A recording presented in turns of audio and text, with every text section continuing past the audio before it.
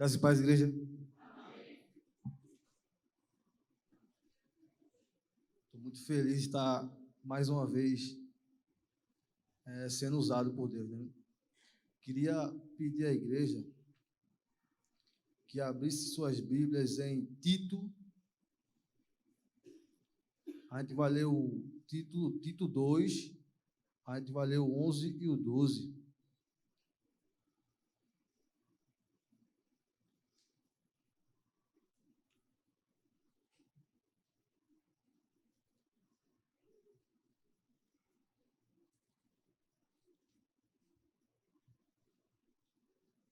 Amém? Todos encontraram? A palavra de Deus diz assim: porque a graça de Deus se manifestou salvadora a todos os homens. Ela nos ensina a renunciar à impiedade e às paixões mundanas e a viver de maneira sensata, justa, piedosa nesta era presente. Oremos. Santo Deus, Pai amado, Senhor, muito obrigado por estar em tua casa mais uma noite, Senhor, para ser usado por ti, Senhor.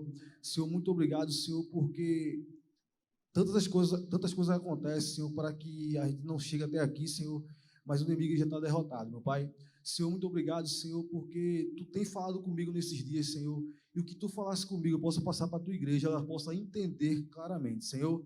Usa-me, Senhor, é isso que eu te peço, eu te agradeço, em nome de Jesus. Amém. Igreja, o texto que a gente leu, de Tito, eu vou repetir a primeira frase que diz assim: porque a graça de Deus se manifestou salvadora. Sabemos que nós não somos merecedores da graça. A graça, ela nos veio de graça. Mas, mesmo não merecendo, chegou até nós. Só que, se você ver a primeira frase, essa parte, a graça salvadora, e ela, sabemos que a graça, ela salva, né? Isso é fato. E na parte de Tito 12, ela diz assim: e ela nos ensina, ela não só salva, ela nos ensina. Então, peraí. A graça, ela salva e nos ensina. Nos ensina a renunciar às paixões desse mundo. Então, aquele que é alcançado pela graça, automaticamente, ele não vai viver de maneira que ele estava vivendo.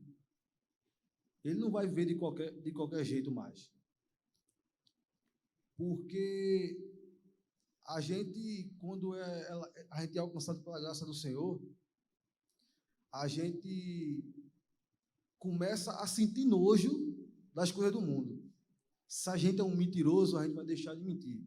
Se a gente é enganador, vai deixar de enganar. Ah, mas isso eu vou aprender aonde? Eu vou aprender aonde? Com a palavra do Senhor. E é interessante que o autor que escreveu isso aqui, ele escreveu também isso aqui, ó. Estando nós ainda mortos em nossas ofensas, nos vivificou juntamente com Cristo, pela graça sois salvos.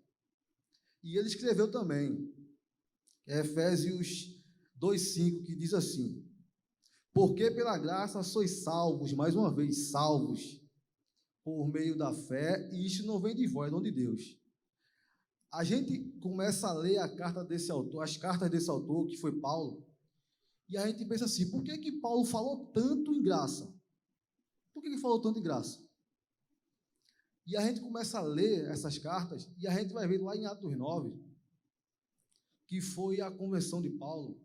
Eu acho que todo mundo aqui sabe quem era Paulo, né? Paulo ele era um perseguidor e um assassino de cristão. Só isso, né? Perseguidor e assassino de cristão. Se ele soubesse que estava tendo alguém se reunindo para engrandecer o nome do Senhor, ele ia lá para tentar matar, tentar prender e apedrejar, o que fosse. Por que ele fala tanto em graça? Porque ele se sente não merecedor mesmo. Porque ele se sentia o pior dos homens, porque ele não só ele não só não era merecedor como a gente, mas ele perseguia os cristãos, quer dizer, perseguia Cristo e perseguia Deus. Por quê? Porque lá em Atos 9 vai dizer que Deus tem um encontro com ele e fala assim, para Saulo, antes de ser Paulo: Saulo, Saulo, por que me persegues? Então, quer dizer, ele não era só do mundo, ele era do mundo e era perseguidor do cristão. E ele, por ser um perseguidor do cristão, eu acho que ele entendia, como é que um Deus pode querer alguma coisa comigo, sendo eu quem sou?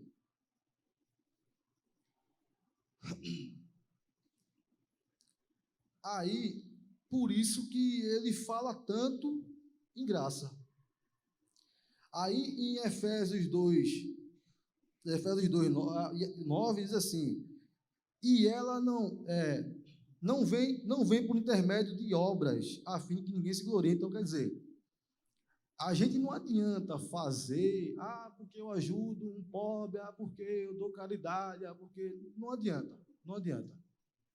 Porque, se fosse assim, quem tem muito, podia muito bem comprar a graça por meio de obras. Mas não, ela não vem por meio de obras. O dom é de Deus.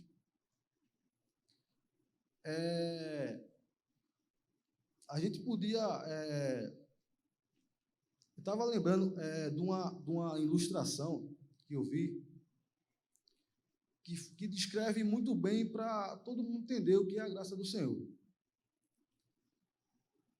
Conta-se que um mendigo estava debaixo de um viaduto, morava embaixo do viaduto. E chegou um homem lá, bem vestido, e procurando, chamando ele pelo nome: fulano, fulano, e ele calado, com medo, né? Não sabia quem era, não conhecia.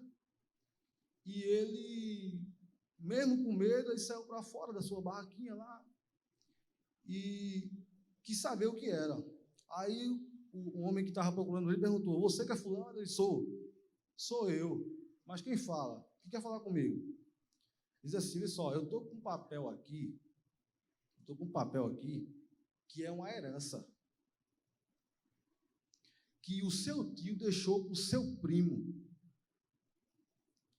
Só que, antes de seu tio morrer, o seu primo botou você no testamento. Aí ele ficou curioso. E de quanto é esse valor? Aí ele disse assim: é mais ou menos de 2 milhões de reais.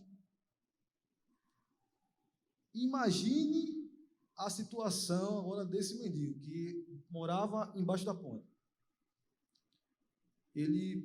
Quem mora embaixo da ponte é muito difícil ter o que comer, ter o que vestir, né? No frio ter um cobertor. E agora o cara é milionário.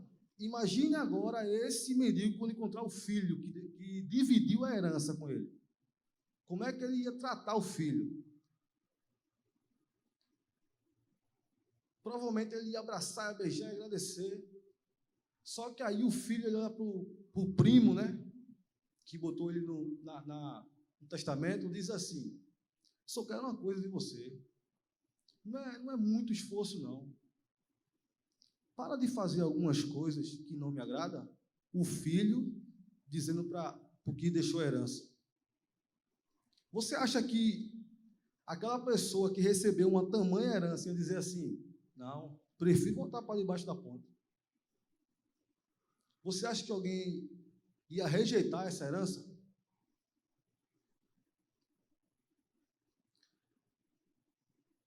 Eu acho que não.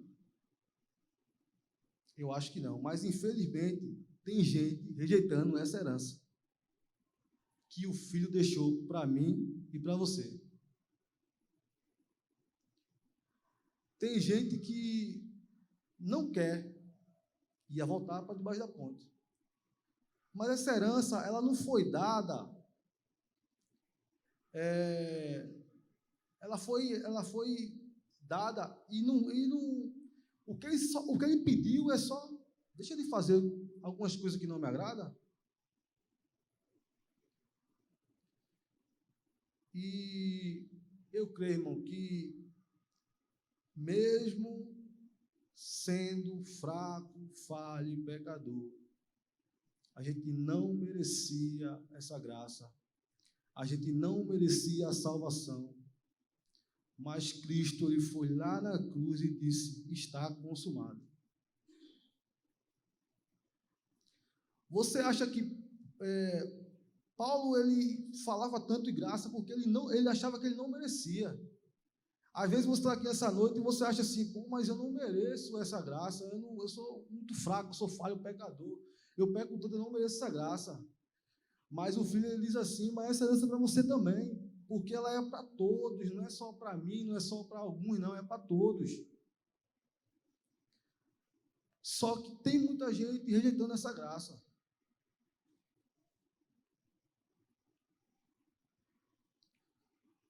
Você acha que você é mais ou menos pecador do que Paulo?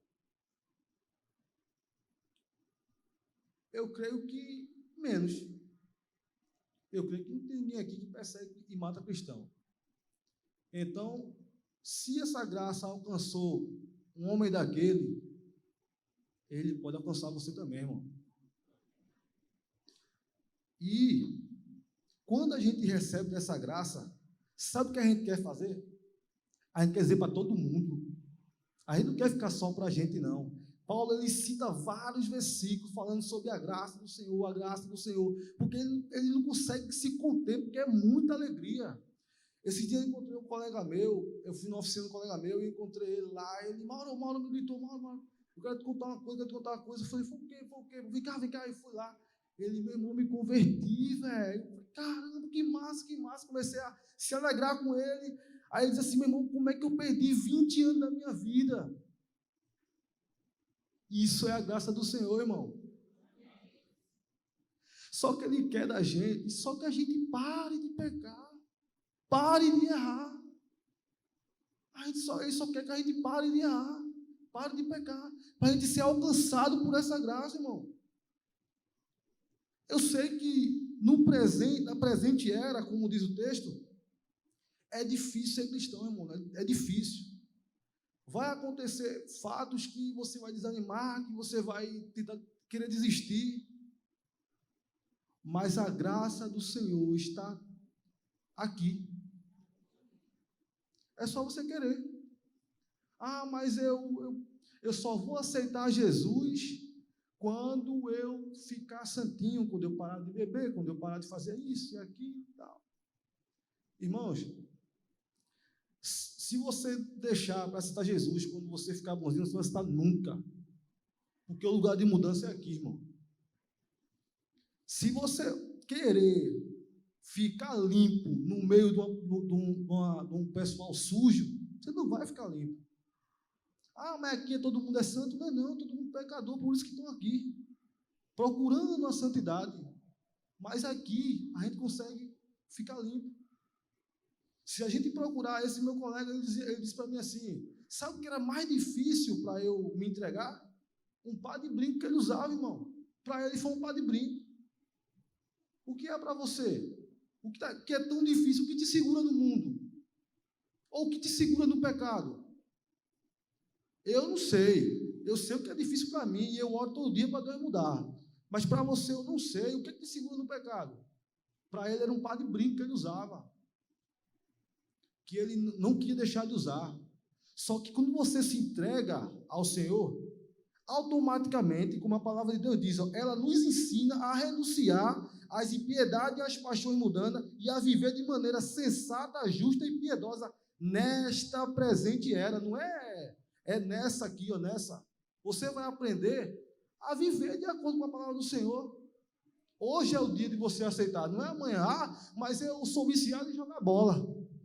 Às vezes é pequenas coisas, não é coisa grande não. Mas eu sou viciado em aposta, eu sou viciado em cigarro. Aceita Jesus, que Deus muda. Se você ficar, eu estou viciado, quando eu parar de fumar, eu venho para a igreja. Não vai parar não, irmão, é aqui o lugar. É aqui o lugar. O lugar de você aprender, o lugar de você se santificar, é na casa do Senhor. Se você tentar ir sozinho, lutar sozinho, você não vai conseguir, não. Pedro, quando ele viu Jesus, Ele no primeiro olhou assim, esperou o papai do céu botar o chão para ele pisar, não. Ele pisou, depois ele botou o chão. Pisa primeiro, dá o primeiro passo. Não sei se tem alguém em casa nos escutando que tem medo de dar o primeiro passo, sabe porque eu sou viciado nisso, sabe porque eu dá o primeiro passo, Mensa, dá o primeiro passo. Se tem alguém aqui essa noite que não citou Jesus ainda, dá o primeiro passo. Não é fácil, não. Vou dizer, não é fácil. É muito difícil. Já vi histórias de pessoas que aceitou a Jesus, era viciado em álcool, aceitou a Jesus e continuou bebendo e tentando sair.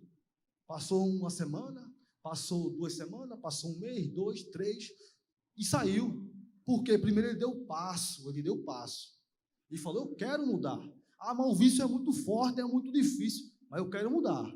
Ah, mas fulano quer me internar porque eu sou viciado, mas eu quero mudar. Dá o primeiro passo. Não sei, eu não quero saber onde você está, não. Você pode estar no presídio, escutando esse culto. Mas se lá no presídio você der o primeiro passo, papai do céu faz o resto. Porque a palavra de Deus ela é verdadeira, irmão. Não precisa você tentar ser bonzinho, estando lá no meio do mundo, não. Tentar ser santo lá, não. É aqui o lugar, irmão. É aqui o lugar. Quando eu estava estudando essa pregação, eu estava em cima da moto, pensando, porque quando eu estou para pregar, eu fico todo o tempo pensando, vejo uma coisa, vejo outra, e fico pensando, estudando. Eu comecei a pregar para mim mesmo ali em cima da moto, comecei a chorar. Como tem tanta gente hoje perdida no mundo, irmão? Porque acha que, quando eu ficar bonzinho, quando eu ficar parado de fazer as coisas que eu faço errada, eu vou aceitar Jesus. Não, irmão, não faço isso não. Você não vai conseguir, não. Você não vai conseguir, não. Porque eu, Mauro, hoje quem fala com vocês, hoje pela honra e glória do Senhor, eu sou um pregador da palavra do Senhor. Mas, Mauro, aceitei a Jesus mais de 5 vezes e voltei para a maconha.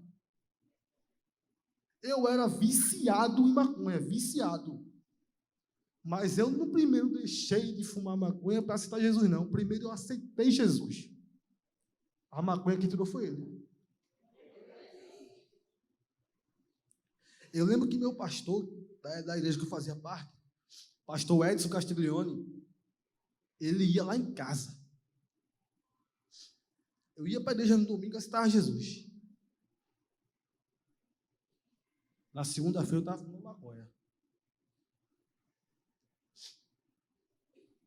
Aí, ele ia lá em casa me visitar.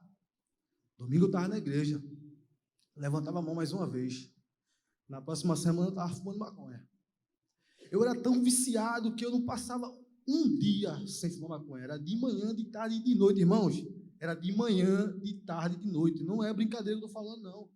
Eu não estou falando isso, porque ele quer ser agora o bonzinho. Não estou falando para você entender isso, não. Eu quero que vocês entendam que quando você dá o primeiro passo, o resto quem faz é ele. Isso é a palavra, né? Eu não estou dizendo, não, é a palavra.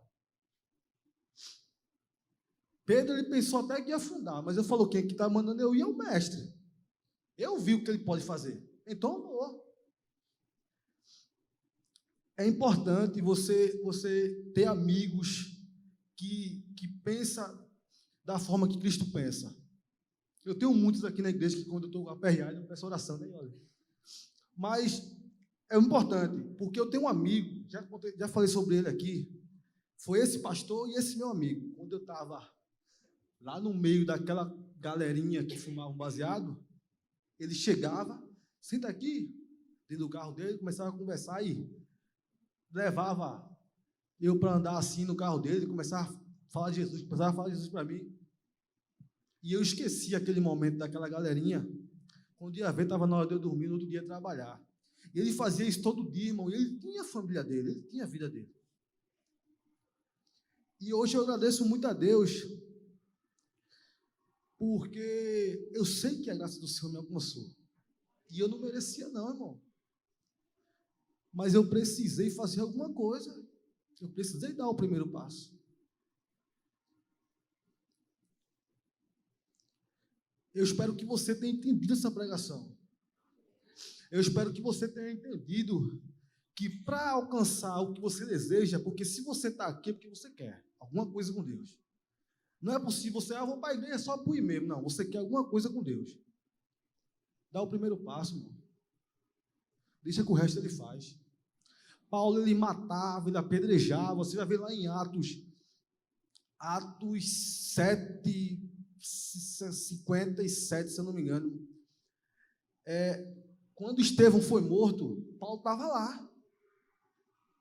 A Bíblia diz que Paulo estava lá. Então, quer dizer, ele não começou, quando ele teve encontro com Deus, a fazer isso, não. Ele já fazia isso há muito tempo, irmão. Ele não merecia a graça, não, irmão. Mas ele foi alcançado por ela. Todo mundo conhece a história, ele cai do cavalo. E dali para frente, até o nome dele muda. Então, quer dizer, se você está aqui essa noite, se você entendeu a mensagem, se você quer dar o primeiro passo, eu queria dizer para você que essa é a hora.